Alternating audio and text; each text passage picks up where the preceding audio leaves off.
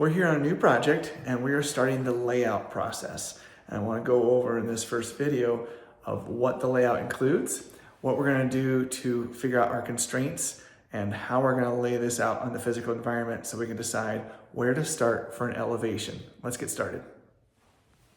The first step is to talk about how we've set up the job for success. So we've put the elevations on the wall, everywhere where we need them. So where the question is, let's put the answer. Yet again, what cabinet goes here? 202, 203, 204.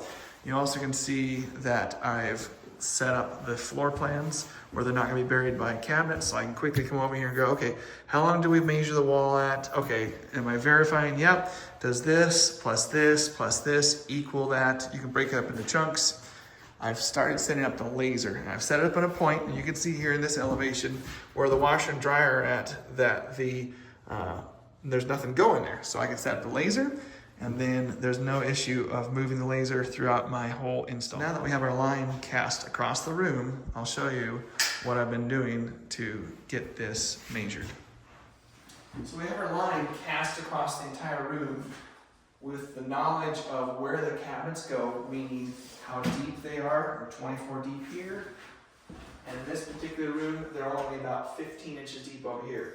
So I make a mental thought and go, okay, on this seam on the floor is about 15 inches out, and past this seam here is about 24 inches out. So I'm going to start going around the room with kind of a story pole with my tape measure.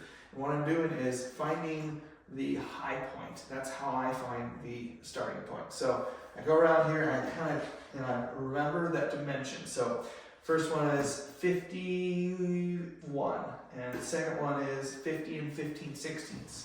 The third one is 50 and 7/8. And I continue this all the way around the room. And I know over here is 50 and 5/8. So after surveying the entire room, I know that that is the low point because it's a higher measurement. So that's the lower part of the room. And over here, it's a lower number, a lower measurement, so that means it's the highest part of the room. What I do is say, okay, that's the difference. And now I need to look at my material and how the project is designed to figure out what I'm going to do to level the project. So now that I have that information, I'm going to look at my material, like I said, and I have, in this case, a plywood toe kick box. And I know that the toe kick box is so high, and I know what the difference is between the two areas. So I'm now going to make this decision, okay, what is my toe kick material? In this case, it was an older design that we had for a while, and so we didn't oversize the toe kick material. So unfortunately, I'm going to have to rip the toe kick down. If it was a thinner toe kick material, I could probably remake the toe kick material, but it's a thicker solid wood toe kick material for a flush toe. So I'm going to have to cut the toe kicks down. Now on some jobs, you may have to always cut the toe kick down in the high spot. You might say, hey, I'm going to bury the toe kick a 1/4 inch over here, and I'm going to shim it over here at a 1/4 inch up. And so that would give a 1/2 inch difference.